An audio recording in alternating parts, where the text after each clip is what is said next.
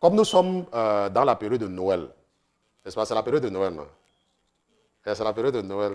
Vous savez ce qui est intéressant sur certaines personnes. Vous savez pourquoi certaines personnes, vraiment, on cherche si c'est la tchéké ou bien si c'est le placali qu'ils ont dans le cerveau. Il y a des chrétiens qui rejettent totalement Noël. Il y a des chrétiens qui rejettent totalement Noël, n'est-ce pas? Ils disent que Noël, ce n'est pas biblique. Même comme la pâte dentifrice est biblique. Ils disent que Noël n'est pas biblique. Et ce qui est extraordinaire, c'est qu'ils refusent Noël, mais ils célèbrent la Pâque. Vous voyez? Et c'est ce qui est souvent extraordinaire. Vous voyez? Donc, parfois, nous devons être sages parce que si nous faisons les calculs, nous allons comprendre qu'à chaque occasion qu'on peut exploiter pour attirer les gens à Christ, nous devons saisir cette occasion-là. Okay? Nous, dans ce ministère, nous ne célébrons pas Noël comme le monde. Parce que nous savons que c'est l'esprit du monde est trop présent. Mais nous profitons du fait que le monde est en train de célébrer Noël pour parler de Jésus. Nous profitons de cela. Parce qu'ils savent, même les gens du monde, si tu demandes à quelqu'un du monde, il va te dire que c'est l'anniversaire de Jésus-Christ, même s'il ne le connaît pas. Okay? Donc nous, comme ils savent que Jésus, c'est une figure historique, nous, dans ce ministère, nous profitons du fait que c'est la saison pour leur parler de Jésus. Et c'est dans la même lancée que nous allons étudier quelque chose de très important aujourd'hui. Je voulais venir avec le thème, ce n'est malheureusement pas le thème qui est venu, mais aujourd'hui mon ordinateur passait, ce n'est pas la fin du jeûne. Okay? C'est la fin du jeûne que ça dérange. Et aujourd'hui, là, comme ce n'est pas la fin du jeûne, nous allons revenir là-dessus. Donc, le thème, n'est-ce pas, de notre enseignement d'aujourd'hui, c'est de Jésus à Jésus-Christ. Okay? Comment passons-nous de Jésus à Jésus-Christ? Okay? Maintenant, ce qui est extraordinaire, c'est que je peux vous garantir que si vous arrêtez 100 chrétiens, je dis 100 chrétiens, vous leur demandez quelle est la différence entre Jésus et Jésus-Christ, laissez-moi vous dire, il y a les gens qui vont vous dire qu'ils veulent d'abord aller aux toilettes. Et quand ils vont partir aux toilettes, ils ne vont plus revenir. Mais ça, beaucoup de chrétiens ne seront pas capables de vous donner la différence entre Jésus et Jésus-Christ. Ils ne seront pas capables. Beaucoup de chrétiens, si vous leur demandez quel est le nom du Seigneur, quel est son nom et son prénom, ils ne vont pas savoir. Est-ce que Jésus avait un prénom? Est-ce que Jésus avait un nom? Je suis sûr que là, tout le monde va seulement disparaître et entrer dans le trou. OK? C'est pour cela que j'espère qu'en une seule session, je commence à 30, nous serons capables de terminer avec cet enseignement. N'est-ce pas? Allons un peu dans l'évangile de Matthieu, parce que nous sommes à Noël et nous voulons comprendre. Nous voulons comprendre Jésus. C'est tout ce que nous voulons faire. Il n'y a pas quelque chose d'extraordinaire que nous sommes en train de vouloir faire. Nous voulons comprendre, n'est-ce pas, de façon profonde, qui est Jésus.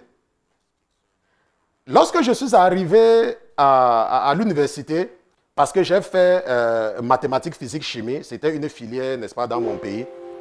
Nous faisions les mathématiques, la physique et la chimie en même temps. C'était une filière vraiment très difficile. Okay? Parce que c'est 3 matières qui tapent tout le monde, n'est-ce pas, déjà à l'école. Et moi, je faisais maths, physique, chimie à l'université. L'enseignant était venu un jour nous parler des atomes.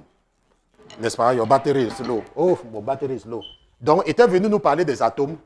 Et le réflexe immédiat que nous avions eu, c'est que, mais comment est-ce que le professeur peut nous parler des atomes à l'université, alors que nous avons vu ça en seconde? Mais ce que nous ne savions pas, c'est que le cours sur les atomes de la classe de seconde, c'était un cours d'introduction. C'était un cours d'introduction.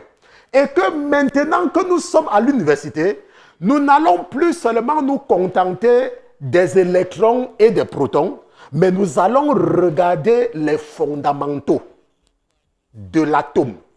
Et je vous ai expliqué, pour ceux qui me suivent depuis des années, nous avons compris pourquoi être enterré dans un cercueil ou être brûlé ne change rien. Ça ne change absolument rien. Si tu crois en Jésus et que tu voyages, et que ton bateau fait l'accident, et que les poissons te mangent, ça ne change rien. Si c'est que tu partais au travail, et arrivé sur l'autoroute, ta voiture explose, et ton corps est calciné et brûlé, ça ne change rien.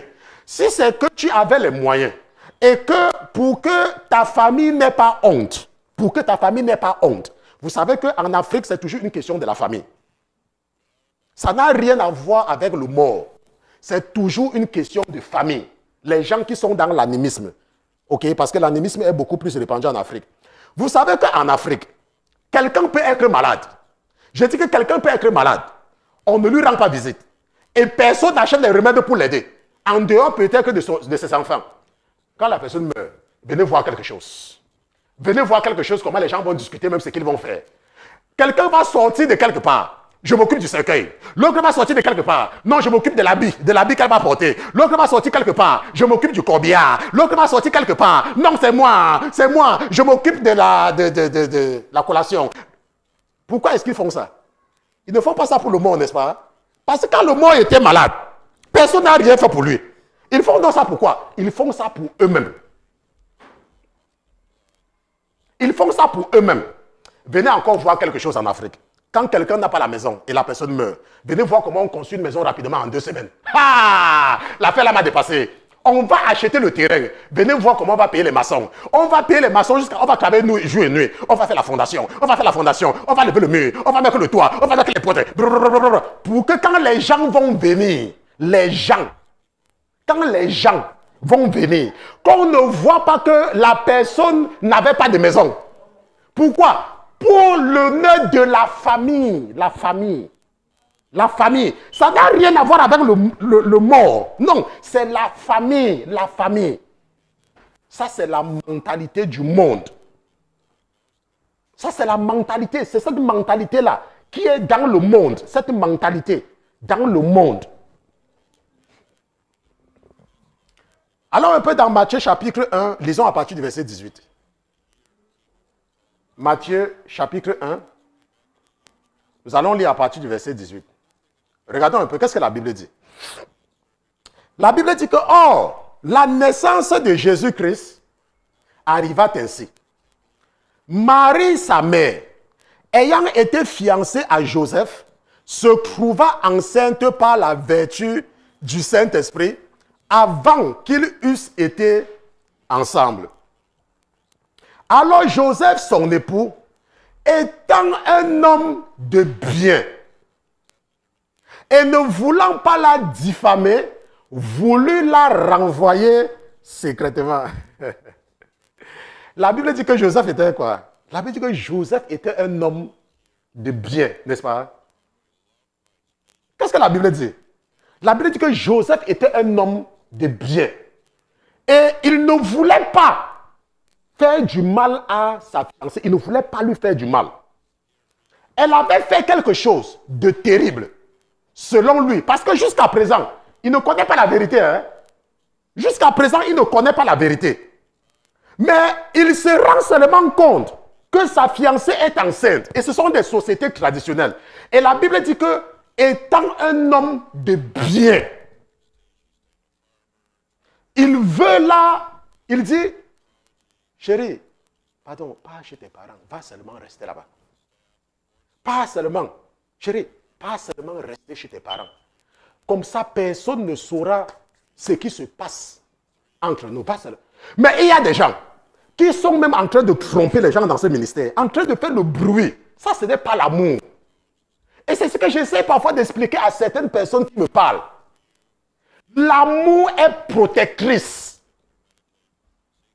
L'amour ne cherche pas ses intérêts. L'amour cherche l'intérêt de l'autre. Il n'y a que l'amour à aller faire le bruit sur les réseaux sociaux. Il n'y a que l'amour dedans. Il n'y a que l'amour dedans. Il n'y a aucun amour dedans. Absolument aucun amour. C'est la haine. La Bible dit que Joseph s'est retrouvé avec une femme enceinte. Il a dit que moi, on s'entend. Pas seulement tranquillement. Et ça s'arrête là. Pas de bruit. personne ne sera au courant de ce qui se passe entre nous, ça s'arrête là. Et la Bible dit que quoi? Que son époux étant un homme de bien.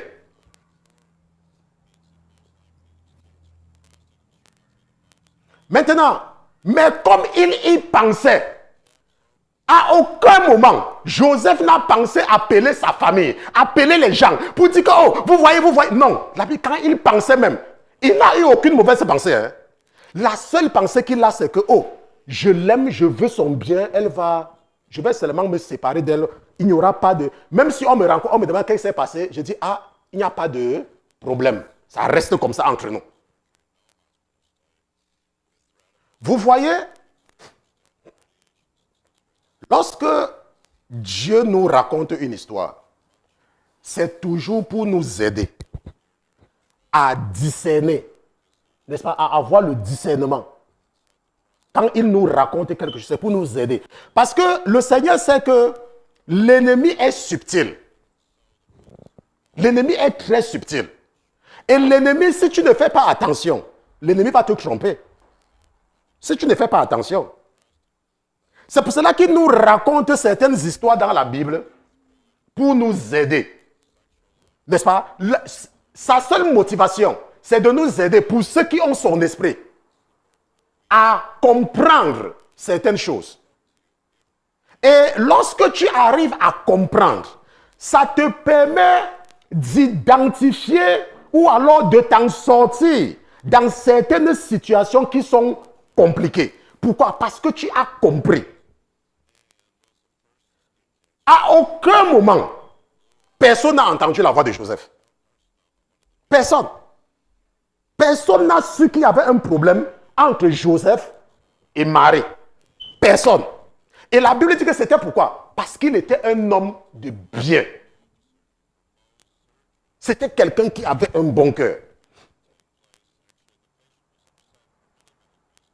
Comme il y pensait, voici un ange du Seigneur lui apparut en songe et lui dit, Joseph, fils de David, ne crains point de prendre Marie pour ta femme, car ce qui a été conçu en elle est du Saint-Esprit. C'est après, ce n'est pas avant. Et nous allons voir que le même ange, l'ange Gabriel, lui dit quoi? Lui dit, et elle enfantera un fils, et tu lui donneras le nom de Jésus. Rappelez-vous le thème. De Jésus à Jésus-Christ, n'est-ce pas? Le nom que Dieu envoie l'ange donné au fils qui va naître, c'est Jésus. Je veux que nous soyons d'accord. Hein? Je veux que nous soyons d'accord. Je ne veux pas que ce soit compliqué. Je vous ai dit, quand le professeur de chimie est arrivé, il a dit que les atomes, on a commencé à dire que mais, les atomes, là, nous on a vu les atomes en seconde. Non, on a dit que non, ce n'est pas... Ça sera maintenant les atomes sur le plan complexe. Et c'est la seule matière que j'ai fait de la première année jusqu'en troisième année. Je ne passais pas moi l'autre unité de valeur là. Je ne sais pas ce qui se passait. J'ai validé la matière là en troisième année. Parce que vous pouviez avancer avec une matière derrière. Et la Bible dit que quoi? Que ça veut dire que quoi? Sauveur.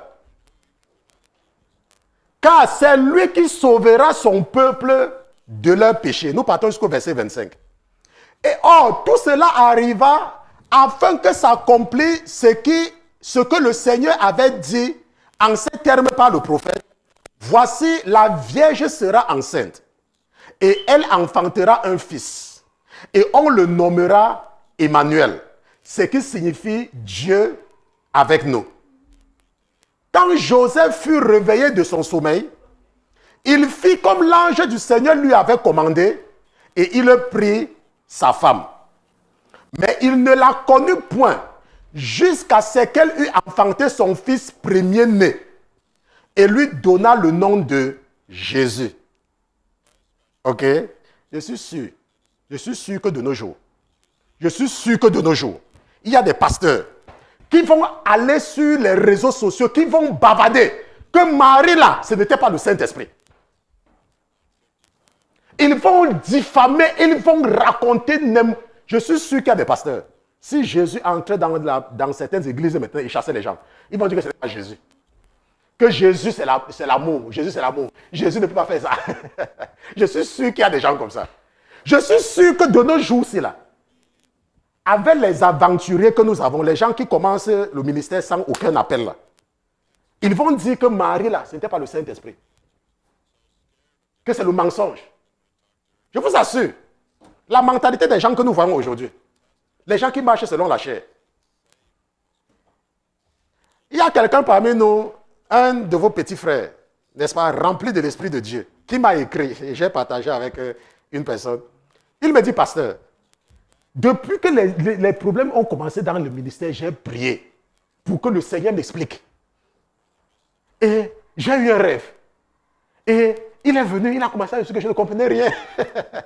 C'était tellement compliqué. Que c'était tellement compliqué. C'est pour cela que je conseille toujours à tout le monde, n'est-ce pas, d'observer et de rester tranquille. Parce qu'il y a des situations qui sont compliquées. Et quand c'est compliqué, là, n'ouvre pas ta bouche pour dire ce que tu ne connais pas. Parce que c'est compliqué. OK? Bon, maintenant, ce que nous sommes en train de voir ici, là, c'est quoi? C'est que lorsque l'ange arrive, qu'est-ce qu'il dit à Joseph? Il dit, Joseph, l'enfant que Marie porte, tu vas lui donner le nom de Jésus. On est d'accord? Voilà, c'est le nom qu'on donne, le nom de Jésus. Maintenant, allons maintenant dans l'évangile de Luc, mon évangile favori. Luc chapitre 2. Luc chapitre 2. Et nous n'allons pas beaucoup lire, nous allons toujours lire seulement parce que nous voulons une certaine confirmation, ok? Luc chapitre 2, nous lisons à partir du verset 20. Maintenant, qu'est-ce que la Bible dit? La Bible dit que quand les 8 jours furent accomplis pour circoncire l'enfant, il fut appelé Jésus. Hein? Il fut appelé Jésus. On est d'accord, non? Je ne veux pas que quelqu'un continue que ça soit encore une confusion dans la tête de quelqu'un. La Bible dit que quand on devait consacrer Jésus au Seigneur, on lui a donné le nom de Jésus. Maintenant, nom qui lui avait été donné par l'ange, avant qu'il fût conçu dans le sein de sa mère. Et quand les jours de leur purification, selon la loi de Moïse, fut accompli, on porta l'enfant à Jérusalem pour le présenter au Seigneur. Selon qu'il est écrit dans la loi du Seigneur, tout mal. Vous savez ce qui m'amuse? C'est parce que l'ennemi profite toujours de l'ignorance des gens pour les détourner. Qu'est-ce que la loi dit? Nous allons lire ce que la loi dit ensemble. La loi dit que tout mâle premier-né sera consacré au Seigneur et pour offrir en sacrifice, n'est-ce pas? La Bible parle de tout mâle premier-né, n'est-ce pas? La Bible a dit qu'on consacre une fille à l'Éternel ici. Là. La Bible a dit qu'on consacre tous les enfants, le premier, le deuxième, le troisième à l'Éternel. La loi le dit. Si tu pars dans une église qu'on fait ça, ça veut dire qu'on fait ça pourquoi? Pour d'autres intérêts, n'est-ce pas? Parce que la Bible dit que tout mâle premier-né. La Bible ne dit pas autre chose. La consécration, la Bible est claire. Si nous lisons la loi, la Bible dit que si tu accouches, le premier enfant, tu dois consacrer à l'Éternel. D'où l'origine de la consécration. Je consacre mon enfant. Parce que la loi dit que je dois consacrer mon fils premier-né à l'Éternel. Pas ma fille. On ne dit pas ça. Maintenant, selon ce qui est prescrit dans la loi du Seigneur, une paire de tourterelles ou de 2 pigeonneaux. Il y avait à Jérusalem un homme qui s'appelait Siméon. Cet homme était juste et pieux. Il attendait la consolation d'Israël et le Saint-Esprit était sur lui. Nous partons jusqu'au verset 32. Et il avait été averti divinement par le Saint-Esprit qu'il ne mourrait point, qu'auparavant il n'eût vu le Christ du Seigneur. Maintenant, nous voyons maintenant le mot Christ qui apparaît pour la première fois. N'est-ce pas? Nous avons vu que l'enfant a reçu le nom de Jésus. Mais Siméon avait reçu la révélation par le Saint-Esprit qu'il devait voir le Christ du Seigneur. Ok, bon, maintenant, je sais qu'il y a certains qui comprennent déjà. Même si certains ne comprennent pas, moi je connais ce qu'on m'a confié. Ceux-là comprennent. Ils vinrent au temple par l'esprit. Et vous voyez que esprit ici, c'est par E majuscule. Et comme le père et la mère apportaient le petit enfant Jésus pour faire à son égard ce qui était en usage selon la loi, la consécration, pas la circoncision. La circoncision, c'est à 8 jours. Mais la consécration. Il le prit entre ses bras et bénit Dieu et dit, Seigneur, tu laisses maintenant aller ton serviteur en paix selon ta parole, car mes yeux ont vu ton salut, que tu as préparé à la face de tous les peuples, la lumière qui doit éclairer les nations et la gloire de ton peuple d'Israël. Ok? Maintenant, nous comprenons donc que Jésus, le nom Jésus, c'est le nom que l'enfant a reçu. Et c'est le nom que Dieu avait donné à l'ange. Maintenant, une chose que nous devons comprendre, et une chose très importante à comprendre, c'est que Marie avait reçu le nom là avant. Joseph recevait seulement la confirmation. Regardons un peu Luc chapitre 1. Retournons dans Luc chapitre 1. Et regardons Luc chapitre 1. Regardons à partir du verset 28. Ok? Et l'ange étant entré auprès d'elle, Marie, lui dit, je te salue, toi qui as été reçu en grâce. Le Seigneur est avec toi. Tu es bénie entre les femmes. Là, je ne sais pas là où les mariés ont pris, je vous salue, plein de grâce, l'Éternel est avec vous. Là, je ne sais pas là où ils ont pris ça. Ok? Et je suis sûr que quand je parlais de la consécration, certains comprennent. Quand je parle également de je vous salue, Marie, plein de grâce, là, que les mariés chantent là, je ne sais pas là où ils ont pris ça. De toute façon, il n'y a pas ça dans ma Bible. Ok? Et ayant vu l'ange, elle fut troublée de son discours et elle pensait en elle-même ce que pouvait être cette salutation. Alors l'ange lui dit, Marie, ne crains point, car tu as trouvé grâce. Marie a trouvé grâce. C'est quoi la grâce? La grâce, c'est une faveur qui n'est pas méritée. C'est ça la grâce. Et la Bible dit que quoi? Je ferai grâce. À qui je ferai grâce? Je ferai grâce à qui je ferai grâce. Je ferai grâce à qui je ferai grâce.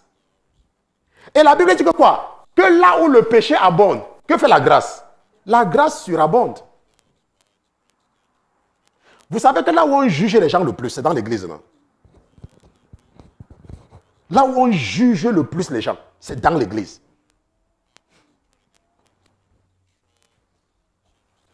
La Bible dit que et tu concevras et tu enfanteras un fils. Et tu appelleras son nom Jésus. Et tu appelleras son nom Jésus. Il sera grand et sera appelé fils du Très-Haut. Et le Seigneur Dieu lui donnera le trône de David son père. Vous savez que l'année dernière, nous avons eu une crise dans ce ministère où quelqu'un venait raconter du n'importe quoi. N'est-ce pas? Quelqu'un venait raconter du n'importe quoi. Et un jour, votre père a attiré mon attention, comme maintenant, le courage de dénoncer. Et j'ai commencé à dénoncer. Et quand j'ai commencé à dénoncer, il y a un groupe de voyous spirituels, ils sont sur les réseaux sociaux, qui ont commencé à s'acharner sur le ministère, comme maintenant. Et dans la même période, ils étaient en train de faire la publicité d'une certaine jeune fille du côté de l'Afrique, qui aurait reçu la visitation de Dieu, qui lui disait que Jésus c'est le Père. Que Jésus c'est Dieu le Père. Et il passait tout le temps en train de se publier. Parce que vous savez qu'il y a les gens que quand ils font les vidéos, ce n'est pas pour... c'est pour avoir les vues. Hein. Il y a des gens, quand ils font les vidéos, c'est pour avoir les vues. Ce n'est pas pour autre chose. Ils s'intéressent aux histoires qui peuvent les faire avoir les vues. Si vous voulez, hein, prêchez que Jésus n'aime pas le péché. Publiez ça sur Internet. Vous allez voir quelque chose. Bon, maintenant, faites une autre vidéo. Que le pasteur Christian a giflé quelqu'un. Venez voir quelque chose. Venez voir quelque chose en quelques heures. Tout le monde va cliquer sur ça. On veut voir comment le pasteur a giflé quelqu'un. Le pasteur a giflé quelqu'un. Les gens vont venir voir ça. Ou alors venez, allez, et faites ce qui est stupide. Si vous voulez savoir si quelqu'un raconte ce qui est stupide, allez voir le nombre de fois que les gens regardent. Il y a les gens qui s'intéressent à ça. Vous voyez un peu, il y a les gens qui s'intéressent à ça. Laisse-moi te dire, quand tu fais le travail de Dieu, tu ne fais pas pour quelqu'un. Hein. Quand tu fais le travail de Dieu, tu fais pour lui. Il y a une dame qui était malade. Elle était malade. Et dans sa maladie, elle a perdu la vue. Et elle priait pour sa guérison. Elle priait pour sa guérison. Elle priait pour sa guérison. Et elle était pleine de l'esprit. Vous savez qu'il y a des gens qui sont pleins de l'esprit de Dieu, hein, même maintenant. Et elle était dans un grand pays. Je crois qu'elle était aux États-Unis. Elle était aux États-Unis. Et elle priait pour que le Seigneur lui redonne sa vue. Et par rapport à toutes les révélations qu'elle recevait, elle ne pouvait pas comprendre pourquoi est-ce que Dieu refusait d'ouvrir ses yeux, de lui redonner sa vue. Elle priait, elle faisait des sacrifices. Et un jour, le Seigneur a mis dans son cœur, lui a dit d'aller en Afrique chez un certain pasteur. Et ce pasteur était dans un certain village. Et elle donc, vous savez que parfois quand Dieu vous demande d'aller quelque part, vous croyez que vous allez partir voir une grande église avec les membres, avec beaucoup de choses et tout et tout. Quand elle arrive, d'abord même, il y a d'abord le, comment on appelle les motos qui conduisent les gens dans votre pays là? Les Zemjang. Les Zemjang, n'importe quoi qu'on appelle ça, n'est-ce pas? C'est comme ça qu'on la prend, donc on l'amène dans un village. Et dans le village, elle voit une appelons ça église, parce que c'était une église, n'est-ce pas, où les chaises étaient les bancs que vous voyez là, n'est-ce pas, qu'on met dans les villages là, et puis ce sont les papins qui soutiennent, vous connaissez le genre là, non? C'est là-bas qu'elle est arrivée. Quand elle arrive donc, je ne crois pas que c'est le service, n'importe quoi, le prochain service, le pasteur vient, elle était assise comme tous les membres. Elle était donc assise, le pasteur était en train de prêcher. Le pasteur prêchait. À un moment donné, Dieu ouvre ses yeux. Mais pas ses yeux physiques. Elle commence à voir les anges partout, dans l'église là. Elle dit qu'elle commence à voir les anges, qu'il y avait les anges partout dans cette église. Mais c'était une église que les gens étaient assis, les parpaings étaient, il y avait les anges partout. Elle voyait les anges en blanc, ils étaient partout dans l'église. Elle a commencé à remercier le Seigneur. Mais ce n'était pas ses yeux physiques. C'était ses yeux spirituels que Dieu avait ouverts. Maintenant, supposons que tu as le problème. Et moi, je pars dans cette église-là. Tu dis que si c'est même un pasteur, son église devait être... D'abord, je ne pars pas là-bas. Je vais partir dans l'église qui est grande, avec la climatisation, avec le chauffage, avec... on connaît l'église-là. Ça a 10 000 membres. Le pasteur a Mercedes, le machin. C'est comme ça que beaucoup de personnes ne reçoivent pas la délivrance. Parce que comme je dis souvent, les gens ne cherchent pas l'église. Les gens cherchent la maison. Les gens ne cherchent pas l'église. Les gens cherchent la maison. Les gens n'ont pas le cœur sur Dieu. Si vous prenez quelqu'un qui dit, oh, je suis en train de chercher une église, et la personne va sortir, la personne va chercher le bâtiment. C'est le bâtiment que la personne va chercher. Moi, je sais. Parce que c'est ce qui m'était arrivé quand j'étais malade. Quand on m'a amené à l'église une fois, il dit que mais je ne vais pas faire quoi ici. Puisque l'esprit des Mariens était en moi. Vous voyez que les Mariens ont toujours les beaux bâtiments. Avec l'espace qui est vide. Mais le bâtiment est quand même beau. Maintenant, que signifie le nom de Jésus? Jésus, ça veut dire que quoi? Maintenant, pourquoi est-ce que nous parlons de Jésus? Est-ce que c'est comme ça qu'on l'appelait? Mais pourquoi est-ce que nous parlons de Jésus? Nous allons regarder quelque chose que votre papa a bien voulu que je prépare pour vous. Nous allons regarder et nous allons avoir de la compréhension, ok, sur le nom de Jésus. Parce que beaucoup de personnes, même les chrétiens, ne connaissent pas. J'espère que la régie est en train de partager mon écran. Maintenant, ce qu'il faut comprendre, c'est que Jésus ne s'appelait pas Jésus quand il était sur la terre. Ce n'est pas comme ça qu'on l'appelait. Donc, quand on dit que ses parents l'ont amené au temple et il a reçu le nom de Jésus, ce n'est pas comme ça. Lui, dans ses oreilles, ce n'est pas comme ça qu'on l'avait appelé. Le nom qu'on l'avait appelé, c'était Yeshua. Parce que Jésus n'était pas francophone, il n'était pas anglophone. Jésus parlait l'araméen, qui était la langue qu'on parlait là où il est né, à Nazareth. L'araméen. On se comprend? C'est ce qu'il parlait. Et l'hébreu, c'était comme... je ne sais pas comment je peux comparer l'hébreu à l'araméen. Les gens qui sont du Togo ou du Ghana peuvent comprendre mieux. que ceux qui sont au Congo. Au Congo, il y a le français. Il y a le lingala, n'est-ce pas? Donc, c'est comme ça que nous pouvons comparer l'hébreu et l'araméen. Donc, la langue qui était parlée, que tout le monde parlait beaucoup plus, là-bas, c'était l'hébreu. Et Jésus, le nom qu'il parlait, la langue, c'est comme par exemple, les Congolais ont deux noms. Les Congolais, ils ont deux noms. Ils ont leur nom en lingala et ils ont le nom officiel. Je ne suis pas parti au Congo, mais je sais que c'est comme ça. Parce qu'avec Mobutu, leur président, il était un peu panafricaniste. Il ne voulait pas importer tout des Blancs. Et les Ghanéens ont aussi cette mentalité-là. Mais il y a des gens, les Camerounais, eux, ils veulent tout copier. Et c'est pour cela que le Cameroun, la corruption qui est dans ce pays-là, il faut le retour de Jésus pour que la corruption disparaisse. C'est pour ça que vous allez voir que les Camerounais ont une mentalité sale. Pour que le changement arrive au Cameroun, Jésus lui-même doit se présenter au ciel pour que le changement arrive. Parce qu'au Cameroun, même un enfant de 6 ans va chercher à te tromper. Hein. Je dis 6 ans. Quand un enfant de 6 ans te salue, il peut déjà voir si dans ta poche, là, il y a l'argent. Vraiment. Maintenant, donc Jésus, quand il est né, le nom qu'il avait, qu'on l'appelait, ça veut dire que si on prenait Jésus aujourd'hui et on le mettait ici, là, son nom c'est Yeshua. C'est le nom. C'est comme par exemple moi. Vous m'appelez Christian, non? Moi, je suis Christian. N'est-ce pas? Moi, pasteur Christian. Mais est-ce que c'est pas comme ça qu'on m'appelle en anglais? Le ton va changer. Et même le Christian là, quand vous regardez Christian, en anglais c'est Christian qui veut dire chrétien dans la réalité. Ok? Bon, maintenant, si nous traduisons le nom de Jésus, de Yeshua, si nous voulons vraiment traduire le nom de Jésus en anglais, c'est Joshua.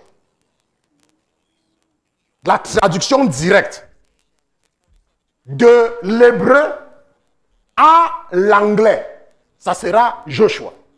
C'est pour cela que Dieu, par sa super intelligence, a mis Moïse de côté pour nous montrer à travers Josué que c'est lui seul qui peut nous donner le repos. C'est toujours une certaine façon pour lui de nous parler.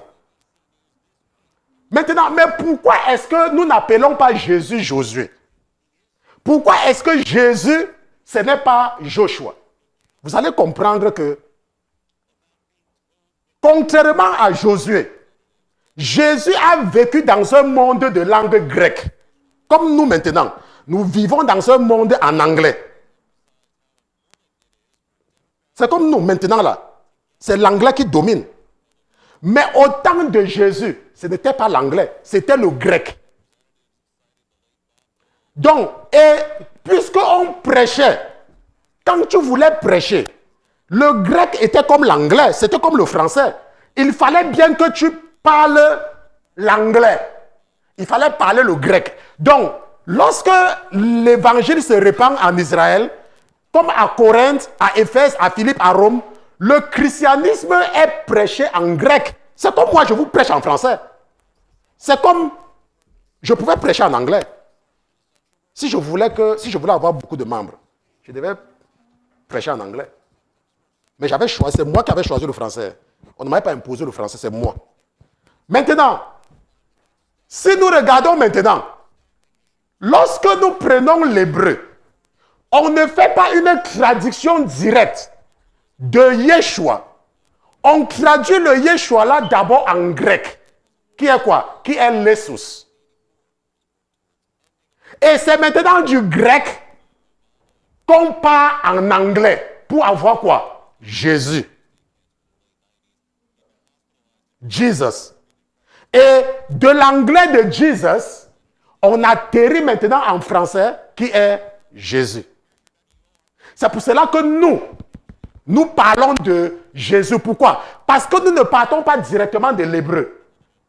On est parti de l'hébreu pour le grec et du grec pour l'anglais. Jesus, qui vient de l'Essus, du grec. Est-ce qu'on se comprend? Maintenant, lorsqu'on parle, rappelez-vous, ce que Siméon avait dit, que le Saint-Esprit lui avait révélé, qu'il ne devait pas mourir sans avoir vu qui? Le Christ. Maintenant, le Christ là, ça veut dire que quoi? Nous avons déjà vu, et ça nous sommes d'accord, que Jésus veut dire sauveur, Dieu sauve. On est d'accord, n'est-ce pas? Et le Christ, le mot Christ vient du mot grec Christos. Et ça veut dire que quoi? Loin. Donc c'est l'équivalent du mot grec Machia ou Messie. C'est pour cela que vous allez voir qu'il y a certains chrétiens qui parlent de Yeshua Machia. Même comme ils disaient sans comprendre. Parce qu'en hébreu, ça sera Yeshua que nous avons vu, Machia, Jésus-Christ. Ok? Maintenant, Jésus donc est le nom humain que Dieu a donné à Marie. Christ, c'est un titre. Il est loin. Il est le Messie. Donc Jésus, c'est son nom. Et Christ, c'est son titre. Jésus-Christ. Jésus le Messie. Ou Jésus loin.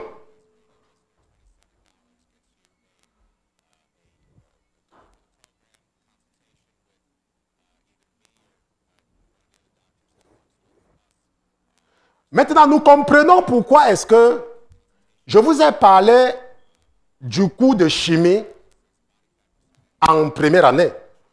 Lorsque le professeur est venu nous parler, il a dit que chapitre les atomes. On a commencé à gesticuler. On a vu les atomes en terminale. Pourquoi est-ce qu'on va encore venir voir les atomes?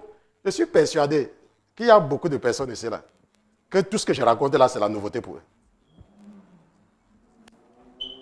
C'est la nouveauté.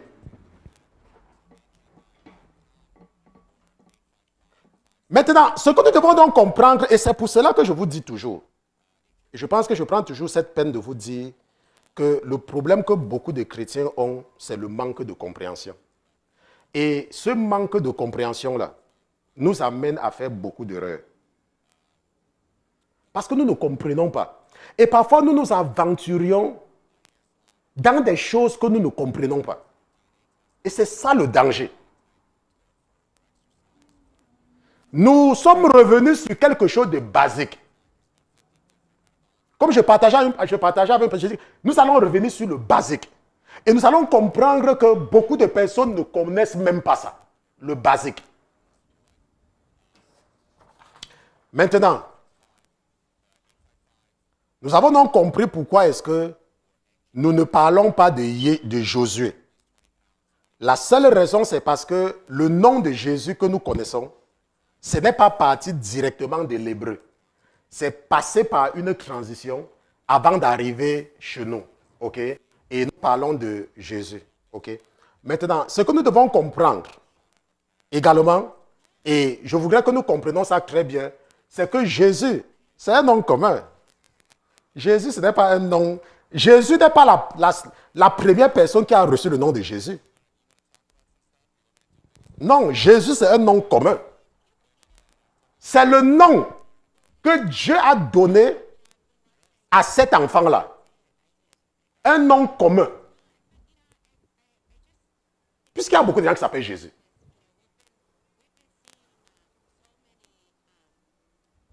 Beaucoup de gens s'appellent Jésus. Maintenant, à partir de quel moment Jésus devient Jésus-Christ? C'est important. À partir de quel moment est-ce que ce nom-là de Jésus devient Jésus-Christ? Nous allons partir dans le livre de Daniel et nous allons voir quelque chose là-bas. Daniel chapitre 9. Daniel chapitre 9. Et nous allons regarder à partir du verset 21. Maintenant, qu'est-ce que la Bible dit? Que je parlais encore dans ma prière. Quand cet homme, Gabriel, rappelez-vous, c'est le même ange qui apparaît à Marie, qui apparaît à Joseph, et qui était apparu à Daniel des centaines d'années auparavant. Parce que Jésus vient, Daniel, c'est avant. Et Daniel dit que je parlais encore quand cet homme Gabriel, que j'avais vu en vision vers moi d'un vol rapide, vers le temps de l'oblation du soir, et il m'instruisit, me parla et me dit, maintenant je suis venu te rendre sage et intelligent. Il dit, Daniel, lorsque tu commençais à prier, la parole est sortie et je suis venu te l'annoncer parce que tu es un bien-aimé. Fais donc attention à la parole et comprends la vision. Une chose que je voulais attirer votre attention, c'est qu'il y a des gens que Dieu aime. Il y a des gens que Dieu aime. Laissez-moi vous dire. Continuons. Parce qu'il veut qu'on termine. 70 semaines sont déterminées sur ton peuple et sur ta ville sainte pour enfermer la rébellion, pour sceller le péché, pour expier l'iniquité, pour amener la justice éternelle, pour sceller la vision et le prophète et pour oindre le Saint des saints. Maintenant, on a dit à Daniel qu'on vient te donner la compréhension. On vient te donner la compréhension. On vient te rendre sage. Daniel, comprends que 70 semaines sont déterminées. Pour faire quoi? Sache-le donc et comprends que depuis l'émission de la parole, le décret de Cyrus, ordonnant de retourner et de rebâtir Jérusalem jusqu'au Christ. Nous savons maintenant que c'est que le Christ. Pas jusqu'à Jésus, jusqu'au Messie, jusqu'à loin. Ok, il y aura quoi? Le conducteur. Il y a 7 semaines et 62 semaines.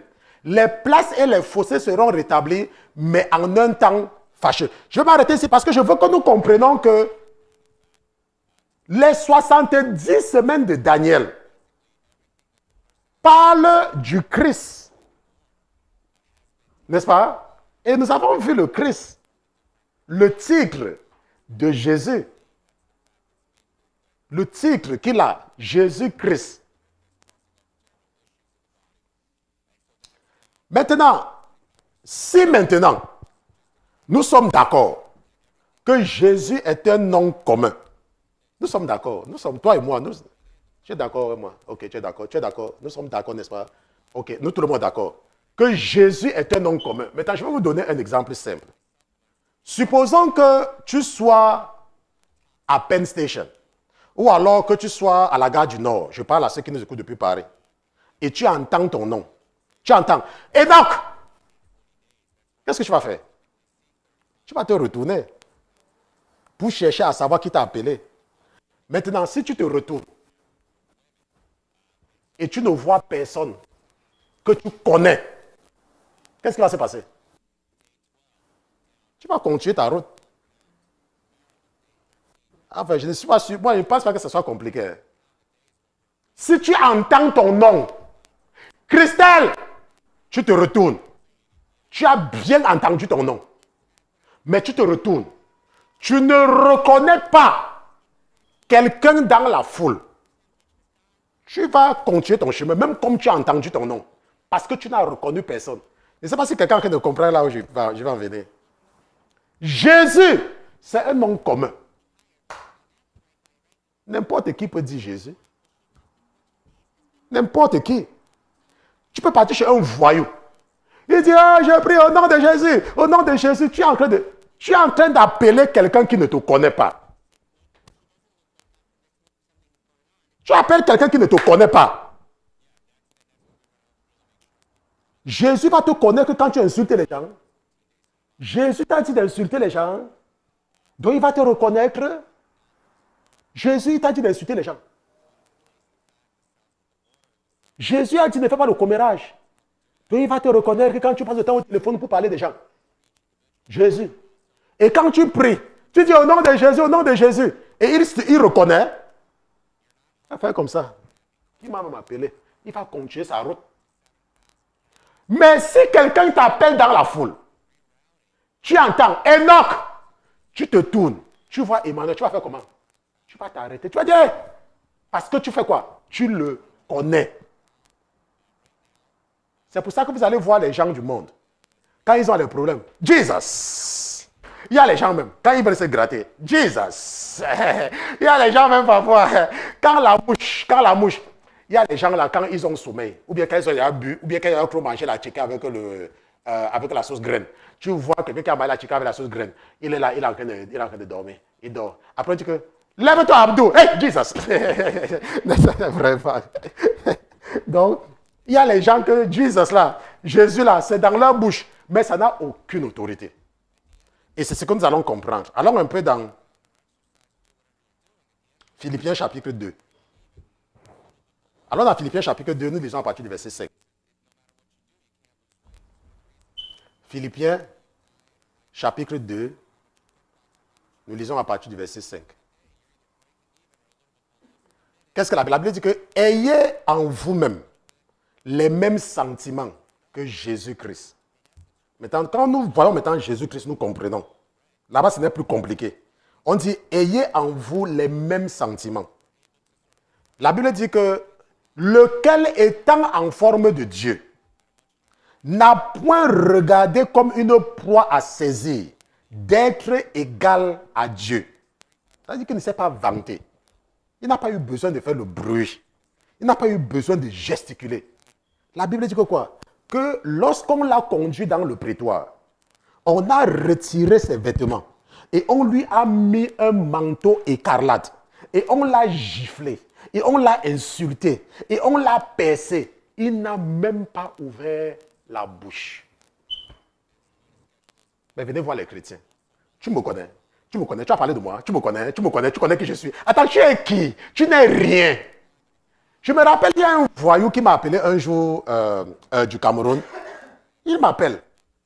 Je vois mon téléphone sonne. Plus de ces 237 ou bien ces combien pays là. Moi, je me demande comment les gens font pour vivre dans le pays là. Quand je vois les gens, ça m'étonne toujours. Le pays là me dépasse. Je ne sais pas. Pour moi, c'est comme le pays des extraterrestres. Honnêtement. Donc, quelqu'un m'appelle. Il me dit, c'est vous, Christian? J'ai dit oui. Je suis le commissaire tel. J'ai dit que ça me fait quoi si tu es commissaire? Tu es commissaire, ça me fait quoi? Tu es commissaire, commissaire de qui? Tu es commissaire, ça va changer quoi sur moi? Moi, je vis en Amérique.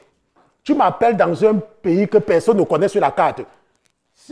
Peut-être, je ne suis pas en train d'insulter. Non, les Camerounais, je vous dis la vérité. Hein. Si tu es un Camerounais et tu vis à Paris, va te placer en route. Tu demandes à un Français s'il connaît le Cameroun. Il va te demander si c'est le nom d'un fruit. Non, je vous dis la vérité. On connaît le Congo. Si vous êtes un Sénégalais, on connaît le Sénégal. On connaît parce que les gens connaissent le Congo, le Sénégal, il y a encore le Ghana, ils connaissent.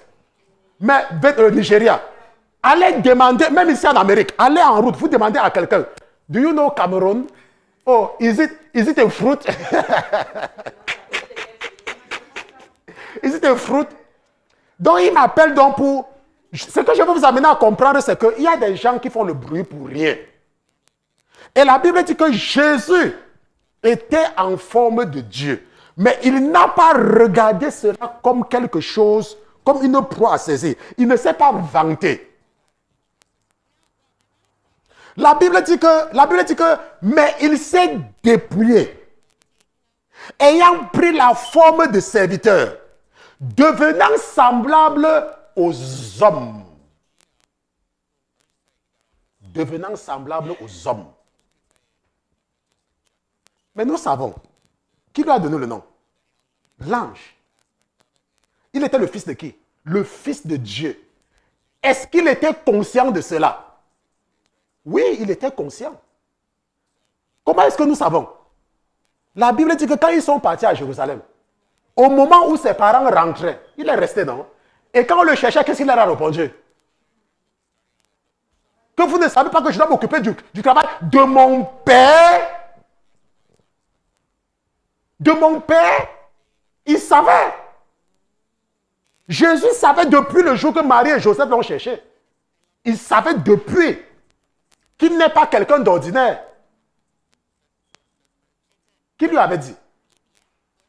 Certainement, sa mère avait commencé. Parce que la Bible dit que et sa mère gardait toutes ces choses-là dans son cœur. Il savait. Jésus étant un enfant, pouvait commencer à insulter. Je suis le fils de Dieu. Hein. Tu t'amuses comme ça, je vais te gifler comme ça. Hein. Je suis le fils, je vais te gifler. Hein. Tu t'amuses avec moi. Tu me connais. Il pouvait le faire. Comme il y a certains ici là, quand ils dorment, alors qu'ils ont mangé beaucoup de plats calés avec la sauce graine. Après, ils commencent à voir quelque chose. Ils disent, oh, pasteur, j'ai rêvé. Pasteur, vraiment, j'ai une vision. Non, c'était un rêve. Non, j'ai une vision. Tu as quelle vision? Dis ce que tu as vu. Ah! Le Saint-Esprit m'a dit que tu connais le Saint-Esprit. Quand le Saint-Esprit veut te parler, là, il avait porté le pantalon jean, il avait porté le pantalon monsieur. Dans mon pays, quand vous portez le pantalon, il y a certains pantalons, quand vous portez ça, on dit qu'il a porté le pantalon monsieur. Il a porté le pantalon monsieur. Maintenant, il s'est dépouillé. Et la Bible dit que quoi? Et revêtu de la figure d'homme, il s'est abaissé. En se rendant obéissant jusqu'à la mort.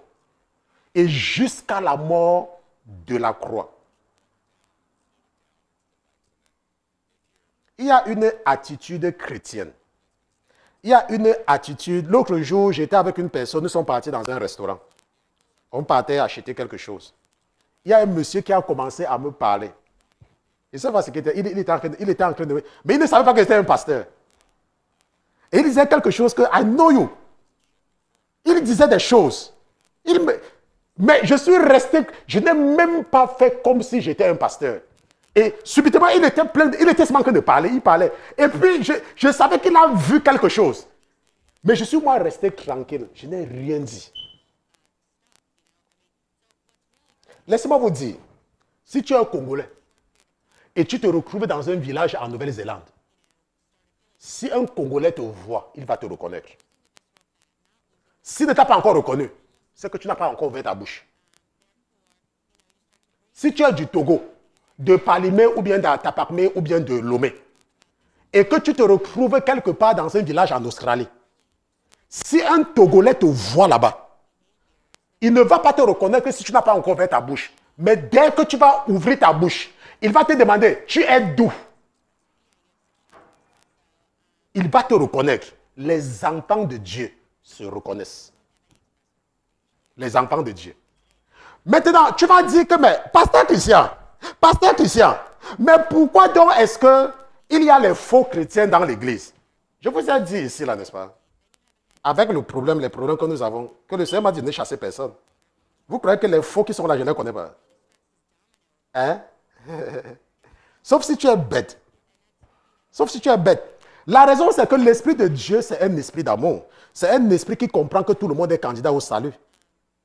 Et maintenant, qu'est-ce que la Bible dit? La Bible dit que c'est pourquoi aussi Dieu l'a souverainement élevé et lui a donné un nom qui est au-dessus de tout nom. Maintenant, il faut comprendre que quelqu'un ne peut pas te donner le nom qui va dépasser son nom.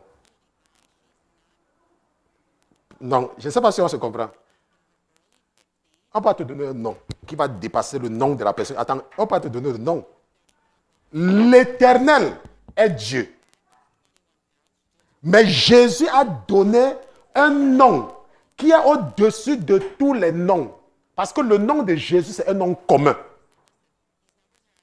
Il y a les gens qui s'appellent Jésus. Maintenant, et la Bible dit que quoi? Que afin qu'au nom de Jésus, tout ce qui est dans les cieux, sur la terre et sous la terre fléchisse le genou. C'est pour ça que je vous ai expliqué tout à l'heure que ce n'est pas parce que tu prononces le nom de Jésus. Il faut bien que Jésus te connaisse.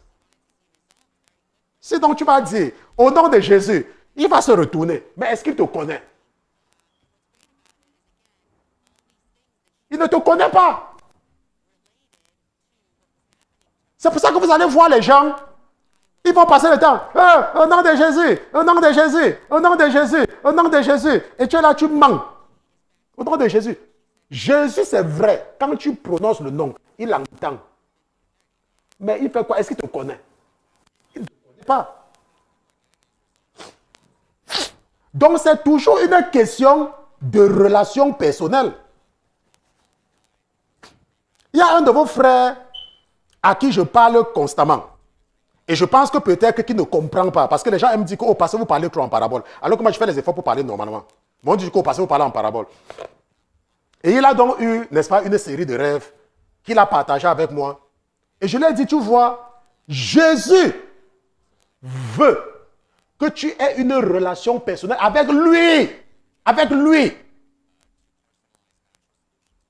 C'est une question de relation avec lui. Lui, Jésus. Parce que c'est lui. Le pasteur est là pour t'enseigner. Là, je te donne des connaissances. Mais tu as besoin d'une relation personnelle avec Jésus. Et comme ça, si tu connais Jésus personnellement, quand tu l'appelles, il te reconnaît. Parce que tu as une relation personnelle. Et cette relation personnelle va t'amener à ne pas insulter les gens. La Bible dit que tout combat contre lui-même ne peut pas tenir. Lorsqu'on a accusé Jésus de chasser les démons parce qu'il est le prince des démons, il a dit aucun royaume qui combat entre lui. Ça veut dire que s'il y a quelqu'un qui combat l'église, il ne fait pas ça pour l'intérêt de l'église. Ça veut dire qu'il est en train de faire ça pour l'intérêt du monde des ténèbres. Parce qu'aucun royaume. Moi, quand quelqu'un m'appelle, si tu n'es pas de mon troupeau, je te renvoie chez ton pasteur. Moi, la première chose que je demande aux gens, c'est que, do you have a pastor? Si tu as un pasteur, pourquoi est-ce que je dois pas... Si tu as un pasteur, va voir ton pasteur, non? Mais il y a des pasteurs qui sont à la recherche de l'argent. Dès qu'un coup de fil sonne, ils prêtent l'oreille pour entendre seulement. Mais demande à la personne, est-ce que tu as un pasteur? Va parler à ton pasteur. Est-ce que tu as parlé de ton problème à ton pasteur?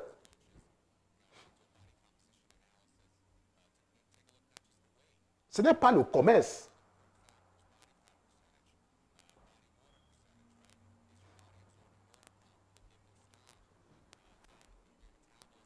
Un jour, j'étais en méditation. Et vous savez que moi, j'aime toujours avoir les témoins dans tout ce que je fais. Et les témoins que j'ai, ce n'est pas que je choisis mes témoins. C'est parce qu'on dépose en moi que tel sera ton témoin.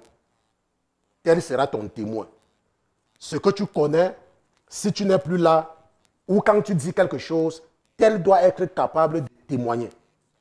Donc, je méditais comme ça une fois. J'ai médité pendant plusieurs jours parce que je voulais comprendre quelque chose. Quelqu'un m'avait écrit et je ne voulais pas répondre à la personne. Et je cherchais la volonté de Dieu. J'étais en train de chercher. Parce que quand vous avez l'avantage de recevoir l'esprit de la révélation, c'est un don que Dieu donne. Quand vous êtes confronté à une certaine situation, vous devez chercher la volonté de la personne qui vous a appelé, la personne qui est la plus importante. Ça veut dire que Dieu, après tout, c'est vrai que nous pouvons écouter les hommes, mais quand nous sommes confrontés à une situation sérieuse, nous recherchons sa volonté à lui. Surtout s'il nous parle, surtout s'il nous a prouvé d'une façon ou d'une autre qu'il peut nous parler. Je ne sais pas si quelqu'un comprend ce que je veux dire. Si par exemple, tu n'as jamais eu une relation directe avec le Seigneur, en ce moment, quelqu'un peut te dire quelque chose et tu acceptes seulement ce que la personne te dit. Mais si le Seigneur a déjà eu à te parler et que tu es en face d'une certaine... Qu'est-ce que tu fais? C'est le patron quand même. C'est pas que tu vas partir à la secrétaire alors que tu peux aller chez le patron. Une sœur a jeûné. Je ne sais pas si c'était pendant le jeûne ou si c'était après le jeûne. C'était pendant le jeûne ou après le jeûne. Pendant le jeûne. Elle dit, oh, pasteur, j'ai eu tel rêve. Et voilà, je vois ceci, je vois ceci. Il dit que le Seigneur t'a visité. Demande-lui ce que tu veux. Il y a des moments où Dieu nous visite. Il y a des moments où Jésus est chez nous. Et si tu n'as pas encore... S'il ne t'a pas encore parlé directement, ce qu'il va faire, c'est que quoi? Il va te donner un signe. Et il va mettre dans ton cœur la personne à qui tu dois partir. Et la personne va te dire que Jésus est chez toi. Profite. Profite de sa présence. Pourquoi? Parce qu'il t'a fait savoir qu'il est là. Je suis donc parti, j'étais en méditation pendant des jours parce que je voulais comprendre. Vous savez qu'il y a des personnes qui ont une certaine influence sur nous. C'est un peu comme si, par exemple, tu as grandi dans une maison où il y avait ton oncle et ta tante et que ta tante avait l'habitude de te taper. Laisse-moi te dire, même quand tu te maries là, quand ta tante t'appelle, quand ta tante t'appelle, ton cœur fait un genre. Hein? Pourquoi? Parce qu'elle avait l'habitude de te taper. Donc, elle a pu avoir une certaine influence sur toi. Et donc, un jour donc, pendant que je suis en train de dormir, le Seigneur ouvre une fenêtre. Une fenêtre. C'était une fenêtre de... Je ne sais pas, ça n'avait même pas duré 10 secondes. Ça n'avait même pas duré 10 secondes. J'ai vu la personne venir et la personne était habillée normalement. Et au fur et à mesure que la personne avançait, la personne a changé d'habit. La personne était habillée comme nous, comme les gens qui s'habillent normalement. Et la personne subitement a porté comme l'habit des musulmans. Et le Seigneur a fermé la porte. Je suis resté comme ça. Je dis que mais cela veut dire que quoi? Et le matin, vous savez que parfois quand vous rêvez, vous vous levez le matin, vous oubliez, non? Mais quand c'est un message important, je ne sais pas si ça arrive à quelqu'un, le Saint-Esprit va vous rappeler ça. Même si vous avez oublié, il va seulement vous rappeler ça. Quelque chose que vous avez oublié. Sur la base de rien comme ça, il va vous rappeler ça. Et quand il me rappelle, il me dit que, est-ce que tu te rappelles ce que je t'ai montré cette nuit?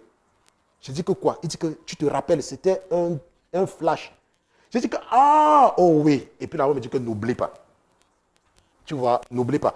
Maintenant, ça veut dire que quoi? Ça veut dire que lorsque tu as une relation avec Jésus, Jésus va trouver le moyen de te parler. Maintenant, mais pourquoi est-ce que Dieu nous parle de façon codée? Je vous ai expliqué que c'est parce que dans le monde spirituel, il n'y a pas de secret. Tout est ouvert. C'est pour ça que la Bible dit qu'il n'y a rien de caché qui ne sera dévoilé. Il n'y a rien de caché. Donc, si Dieu veut donner un message à la sœur Isabelle, par exemple, ce qu'il va faire, c'est que quoi? Il va utiliser un code. Il va cacher le message dans un code. Il va faire venir cela comme une énigme. Et il va donner la clé publique à la sœur et te donner la clé secrète. C'est pour ça que parfois quand tu rêves, tu ne comprends pas. Et c'est même le chinois pour toi. Mais ce qui est curieux, c'est que quand tu dis ça au pasteur, et le pasteur t'explique que mais moi je peux comprendre ça. Mais donc c'était seulement ça, tu vois. Mais pourtant avant cela, c'était le chinois, c'était le charabia pour toi.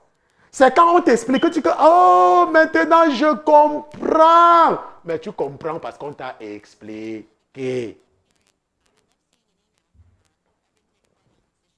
C'est pour ça qu'il y a un prophète que Jésus avait envoyé, que Dieu avait envoyé, pas Jésus, que Dieu avait envoyé aller avertir Achab. Et il est parti. C'était avertir un roi. Je ne sais pas si c'était Achab ou c'était Jéroboam. Et quand il est parti, il a averti. Et Dieu lui avait dit qu'en rentrant, ne t'arrête pas. Comme tu es parti là, rentre. Ne t'arrête pas quelque part. Et en rentrant, un autre prophète ancien est venu lui dire que Dieu m'a dit que c'est lui qui t'a envoyé, mais qu'en rentrant, viens rester chez moi. Qu'est-ce que le jeune prophète a fait? Le jeune prophète a écouté, non? Et qu'est-ce qui s'est passé? Les lions l'ont dévoré, non? La Bible dit que celui qui a les oreilles pour entendre, entende ce que l'Esprit dit aux églises. Amen. Amen. Donc moi, j'ai un travail à faire et quelqu'un a son travail à faire, que chacun s'occupe de son troupeau et me laisse m'occuper de mon troupeau. C'est comme ça que cela se passe. Nous allons nous lever, nous allons prier. Nous allons nous lever, nous allons remercier le Saint-Esprit pour le message d'aujourd'hui. J'ai laissé l'épître de Paul aux Romains, Romains chapitre 10, versets 9 à 17. Mais pour ceux qui veulent lire cela, ils vont comprendre l'importance de la relation avec Jésus-Christ pour utiliser le nom de Jésus. Parce que ce n'est pas tout le monde qui utilise le nom de Jésus avec autorité. C'est pour cela que tu vas ouvrir ta bouche et tu vas commencer à remercier le Saint-Esprit. Tu vas dire, Papa, merci pour le message d'aujourd'hui. Merci pour la vie de mon pasteur. Merci pour la vie de ton serviteur. Papa, merci de m'avoir éduqué. Papa, merci de m'avoir enseigné. Papa, merci de m'avoir révélé ta parole. Papa, merci de m'avoir permis de comprendre aujourd'hui la signification de ton nom.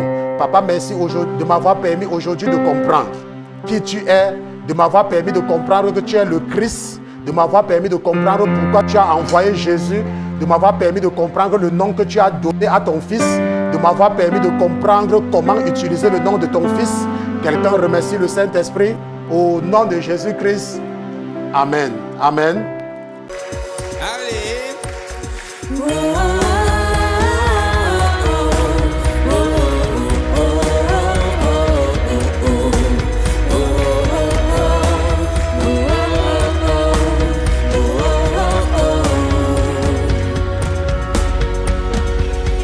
L'Éternel est mon berger, de rien je ne manquerai. Oh mon âme, chante mon âme. Pas à pas il me conduit, au bord des eaux calmes je le suis. Oh mon âme, chante mon âme. Oui, toujours.